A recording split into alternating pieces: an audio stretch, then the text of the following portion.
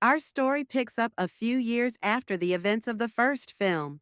Riley is now 13 years old, finishing middle school and getting ready for high school. She's excited about her upcoming hockey camp, where she hopes to prove herself and impress a new group of friends. Inside headquarters, joy, sadness, anger, fear, and disgust have been running the show smoothly. Riley has grown into a kind, confident kid, and everything seems to be in perfect harmony until an alarm suddenly goes off. Headquarters is going through a massive renovation, and before Joy and the others can understand what's happening, the control panel is completely redesigned. But that's not all. A mysterious door opens, and out step four brand new emotions: anxiety, embarrassment, envy, and ennui, which means boredom. These emotions have been waiting for the right moment to step in, and with Riley entering her teenage years, that moment has arrived. Anxiety, the most dominant of the newcomers, immediately takes charge. She believes she knows what's best for Riley, especially as she faces the challenges of making new friends and succeeding at hockey camp. Joy is confused. Why does Riley need a new leader? But before she can stop it, anxiety starts pushing her own agenda. When Riley arrives at hockey camp, she's eager to make a good impression on her new teammates. Anxiety immediately kicks into high gear, overthinking everything, from what Riley should say, how she should act, and even what she should wear. Anxiety's mission is clear: make Riley perfect so she can fit in.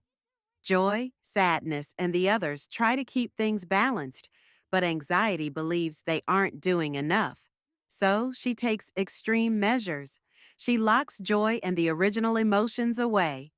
With them out of the picture, Riley starts obsessing over perfection. She stops talking to her old best friends and changes her personality just to fit in.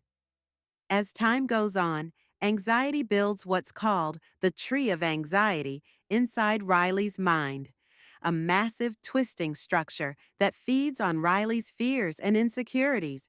The more she worries, the bigger it grows, making anxiety even more powerful. During hockey practice, Riley finally gets a chance to impress her new teammates.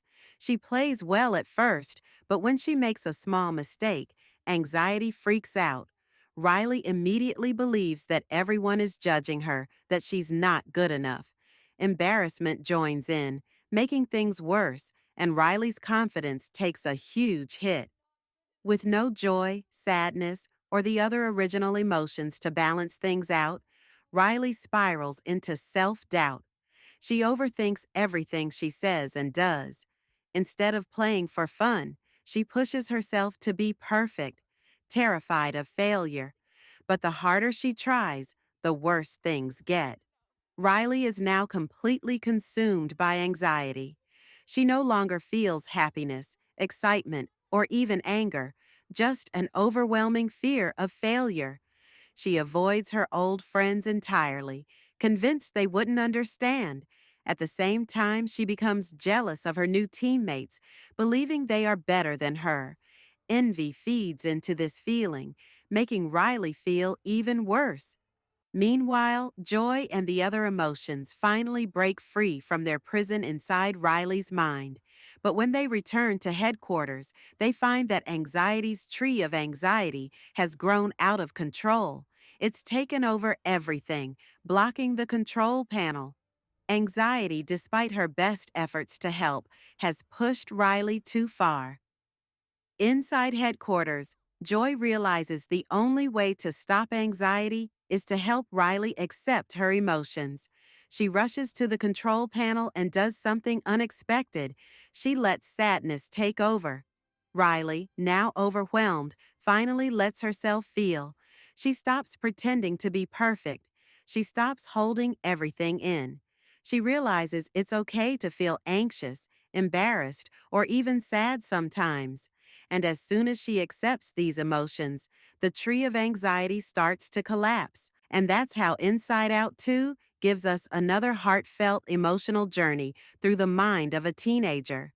This movie hits deep, especially for anyone who. So, what did you think of Inside Out 2? Did you like the new emotions?